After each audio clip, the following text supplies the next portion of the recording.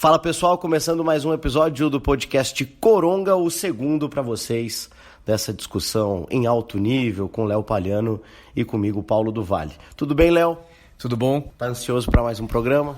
Cara, eu tô super ansioso, né? Ainda mais com esse tema de hoje que, pra mim é sensacional poder falar disso e discutir, assim, com a sociedade a importância da gente entender, né? O que tá acontecendo no mundo com tanta manipulação e com tanto cancelamento, né? Então, hoje vamos falar de manipulação e cancelamento na internet.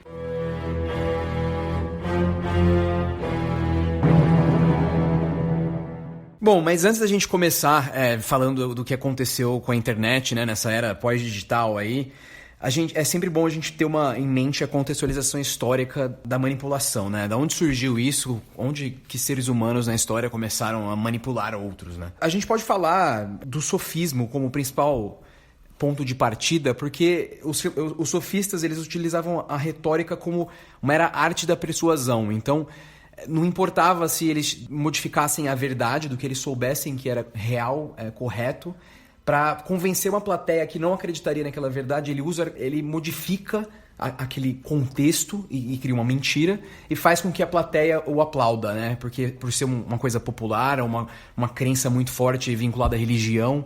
E isso foi cultivado na Grécia Antiga até o surgimento de Platão e de Sócrates, né? Que começaram a apontar que os sofistas eles se utilizavam de mentiras para convencer as pessoas. Era aquela questão de vencer na política a todo custo que eles ensinavam para seus alunos.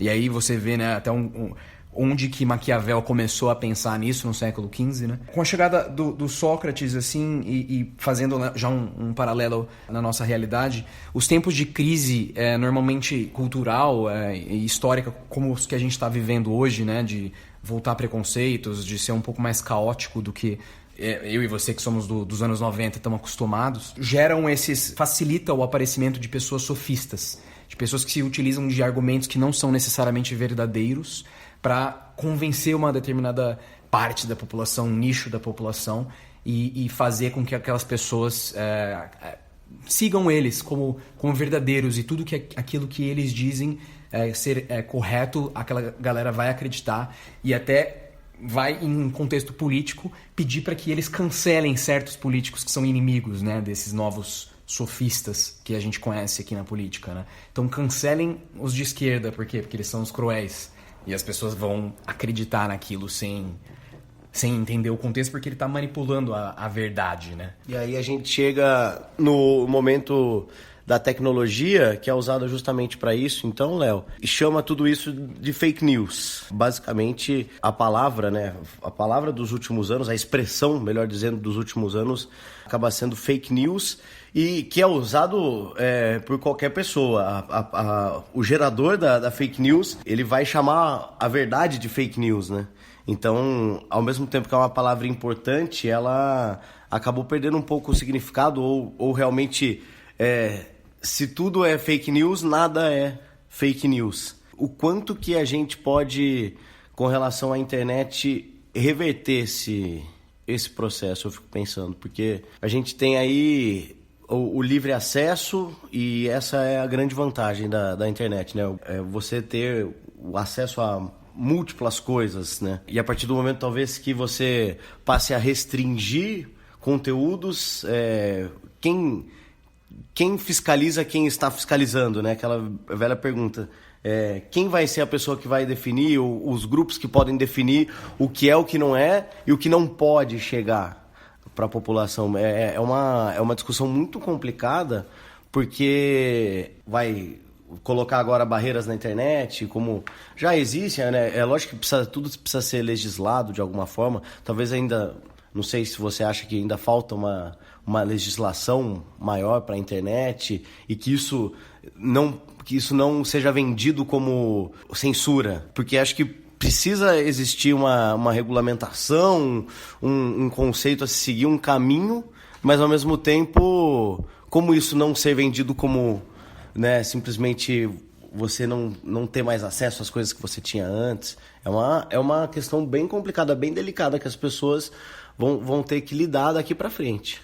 Eu acho interessantíssimo tudo isso que você colocou, porque Aqui no século passado, né, no século XX, a gente já, de novo, citando George Orwell no livro de 1984, tem uma previsão, assim, meio que baseada até nas pós-verdades do Nietzsche, de que existiriam governos no futuro que encontrariam outras formas de comunicação que permitissem um novo totalitarismo, assim, uma forma de controle de informação, o Big Brother, né, aquele que todo vê. E isso, essa distopia futurista que foi pensada em 1940... parece que está surgindo de certa forma com a internet, né? Que, como você bem colocou, ainda a venda de informação é algo muito mal regulado e a gente não tem hoje uma barreira de controle. Os governos, seja internacionais como a ONU, como os próprios países, inclusive a União Europeia, né, que é líder em desenvolvimento de legislações protecionistas para a internet, para essas inovações tecnológicas, não conseguem controlar titãs da indústria como Google, como Facebook, como a Amazon, que se utilizam dos dados que eles conseguem. Cada like que você dá numa foto vai para um dado e vai conseguir nichar você, que é o usuário de uma rede social, para um determinado tipo de produto, de marketing, porque o algoritmo dessas pessoas, dessas empresas, que não é controlado por ninguém, porque a legislação ainda não permite exigir uma certa fiscalização de como que eles utilizam dados das pessoas que eles recebem, sai um pouco do controle e você acaba recebendo nas suas telas de computador, cada vez que você acessa um YouTube, vídeos que talvez encaixem no seu nicho de entendimento, seja de coisas que você gosta de ver na sua vida, seja futebol, como também pensamentos políticos, né? Visões políticas de mundo, que acaba permitindo o retorno do neosofismo, né? Que a gente pode dizer, essa política baseada na mentira, que inclusive, né, deixa pra gente falar do nosso próximo tópico, que é o de cancelamento, né? O fato da discussão política ter se tornado cada vez mais rasa possibilitou que pessoas fossem canceladas, né, na internet por não seguir determinado ideal imposto pela sociedade do que é correto ou não, né? E isso começou em 2018, né? O New York Times denunciou que alguns famosos, como Kanye West, tinham sido cancelados por posicionamento político ou porque deu algum comentário que foi interpretado como racista, como aconteceu com Michael Jackson também. Tudo isso, todo esse nicho de informação, essa compartimentalização do pensamento, né, que a internet permite, de colocar certos grupos de pensamento que vão receber determinados tipos de propaganda e determinados tipos de vídeo e determinados tipos de sugestões. E no YouTube, 70% do tempo você está recebendo vídeos ali que o algoritmo definiu ali que seriam do seu interesse por conta dos dados que eles receberam de você, de qualquer plataforma que seja que você não sabe.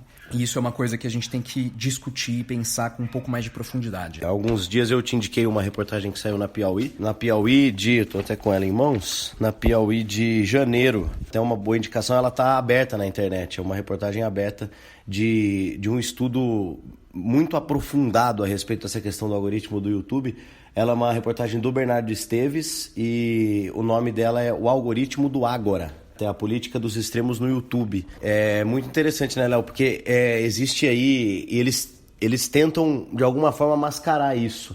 Mas ficou muito claro que o YouTube existe um caminho de indicações que vai levando cada vez mais a coisas extremas, né? A canais extremistas. E ainda diz, não, e o Olavo tem aquela mania obsessiva de falar que o Obama nasceu no Quênia. Eu nunca falei isso, seu filho de uma puta. E sem que só apenas com um consumo básico de um cara de direita, por exemplo, ou de esquerda, para quem preferir. Logo, ele vai estar sendo direcionado a coisas, cada vez mais pensamentos extremos daquilo que talvez ele nem estava procurando inicialmente. Isso me assustou bastante, porque aí me fez pensar como evitar isso e, ao mesmo tempo, não cercear a liberdade, né, de cada um, de poder postar e... Cara, com certeza, e de novo, é importante a gente pensar num contexto histórico das coisas. E, cara, eu tenho 29 anos, você tem 29 anos. O iPhone tem 12 anos de idade, que foi o que revolucionou, né? Foi o computador portátil. Is a revolutionary mobile phone. O Twitter tem 13 anos, o Facebook tem 16. E um filósofo canadense chamado Marshall McLuhan tem uma frase interessante que é: o meio é a mensagem. Cara, que significa basicamente que quando nossa sociedade evolui um meio diferente de conexão com as pessoas, ela tem um poder da mensagem diferenciado, assim, que as pessoas têm que se adaptar a uma nova forma de comunicação. Como eu te falei, cara, essas coisas que modificaram esse meio de comunicação, nessa mensagem, né? Elas modificaram de um jeito absurdo que a gente não estava acostumado. Até que pessoas mais velhas que a gente não conseguiram se adaptar ao nível de mudança que a revolução digital trouxe, né, para os meios de comunicação. Os pais que tanto falavam para os filhos, olha, a internet, cuidado com a internet. Os próprios pais, né, não querendo generalizar, os adultos da minha época de criança, esses que falavam que eu tinha que tomar cuidado com a internet. E hoje você tem que muitas vezes chamar a atenção e falar: mas onde você leu isso? Por que você está falando isso? Da onde você ouviu isso? E as pessoas consumindo um conteúdo totalmente falso, e acreditando naquilo. Totalmente sofista, né? E aí você pensa, cara, essas pessoas que tentaram orientar a gente.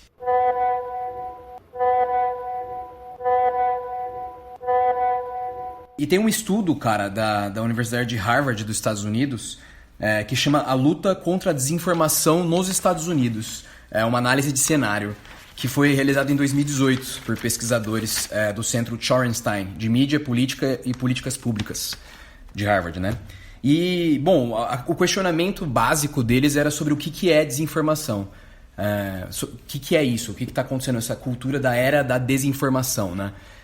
Que basicamente são esses sistemas de produção e disseminação de mensagens que a verdade perde um pouco a relevância e pro efeito imediato do que possa significar, né, para as pessoas. Então, a política vira meio que uma degladiação, os discursos ficaram rasos. Nos Estados Unidos até as pessoas fazem piada sobre a qualidade dos debates para candidatos democratas, né, assim, porque... Where is your home? Which tax haven do you have your home? New York City, thank you very much, and I pay all my taxes. Virou um talk show mesmo, assim, sabe, bem nível O Aprendiz do Trump. Então, parece que a gente, com esses novos meios de mensagem, a gente perdeu um pouco a capacidade de segurar essa desinformação de se propagar. Por conta muito daquilo que a gente está falando, né? Falta de regulação e de descontrole de como as coisas acontecem. Seja na internet normal, e mais ainda na Deep Web, né, que você tinha mencionado. Então, cara, a gente hoje está tendo tantos problemas com essas pós-verdades que Nietzsche pensa e previu, né, no futuro, e esse futuro distópico que o George Orwell também previu, que as pessoas que manipulam a verdade, como fez o Joseph Goebbels, que era o ministro de propaganda da Alemanha nazista, eles manipularam a verdade a ponto de fazer os alemães acreditarem que o povo judeu era do mal e tinha que ser queimado, que o Jojo Rabbit brinca, né? O menininho tinha a visão que era um demônio, um bicho de chifres, os judeus e o próprio, aí num filme mais na comédia, no Borá, né, tem a cena que o judeu sai atrás das pessoas, ele é tipo um demônio e ele vai pegando o dinheiro das pessoas.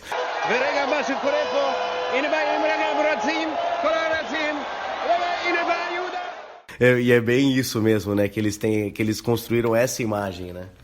E isso é assim, a gente dá risada, mas mostra o quão absurdo que é esse poder de controlação e de manipulação da verdade desde antes da internet, né? Que em momentos de crise surgem sofistas. A gente sempre tem que lembrar disso, né? E pensar o que é sofismo, vencer a argumentação na base do argumento, seja ad hominem, que é aquele argumento que ataca a pessoa. Eu faço um questionamento sobre, por exemplo, eu acredito que está acontecendo a mudança climática porque existem 99% dos cientistas, climólogos do mundo dizem que, né, a Antártica está batendo 21 graus, está fazendo frio no Brasil no carnaval e enfim, a ciência confirma isso. E aí as pessoas que dizem um argumento como esse, assim, de ter estudos, de pessoas que dedicam a vida sendo bons naquele assunto, são deslegítimas porque, bom, atacar, mas quem que é? Quem é esse cara? O que ele está fazendo? Quem está por trás da Greta Thunberg? My name is Greta Thunberg.